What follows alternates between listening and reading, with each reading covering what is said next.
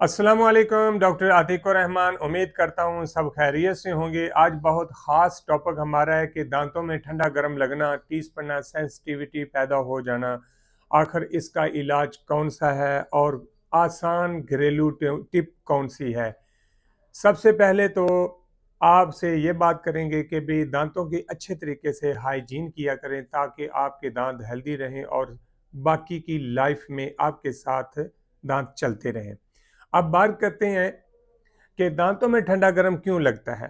ठंडा गर्म उस वक्त लगता है जब दांतों के ऊपर कैलकुलस आ जाता है और जख्म बन जाते हैं, स्वेलिंग हो जाती है, इन्फेक्शन की सूरत में टार्टर जमा होके मसूड़े भी स्वेल हो जाते हैं और मसूड़ा जैसे जैसे गलता सड़ता जाएगा वैसे वैसे टार्टर नीचे जाता जाएगा और हत्ता कि ये इन्फेक्शन इतना हो जाता है कि दांत की रूट जो कच्ची होती है, जो बोन के अंदर होती है, गम के अंदर होती है, वो ओपन हो जाती है, जिसे हम बोलते हैं कि गम डिजीज हो गया, बोन डिजीज। इस तरह दांत जो है ना आपके लेंथ में आ जाएगा, दांत लूज हो जाएगा, दांत एक दिन निकल जाएगा।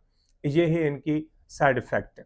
अब क्या करना है कि इसका रोकने का कौन सा तरीक़ेकार है और इसका साइड इफेक्ट क्या है। साइड इफेक्ट ये है कि दांत निकल जाएंगे आपके और रोकने का तरीक़ेकार है, आप सबसे पहले देखें कि मेरे दांतों की हालत ज़्यादा ख़राब है, डेंटिस्ट के पास जाएं, फौरी जाके स्केलिंग करवाएं, पॉलिशिंग करवाएं और वाइटनिंग करवा के आप प्रॉपर लाइफ में दांत का जो इन्फेक्शन है वो भी दूर करें, बदबू आ रही वो भी दूर करें, ठंडा गर्म लग रहा है वो भी ठीक हो जाएगा। प्रॉपर हेल्दी रहेंगे, दांत आपकी लाइफ में चलते रहेंगे। अब बात करेंगे घरेलू टिप। आपने क्या करना है, आपने एलोवेरा लेना है और हल्दी लेनी है, साथ ही आपने फटकड़ी लेनी है, खिला की हो इसका पाउडर बना लेना है। सुबह और शाम आप मसवाक ले लें, बुरश ले लें, उसके साथ मसाज करें या इसमें अगर आपने नीम गर्म पानी डाल लें आपका माउथ वॉश बन जाएगा।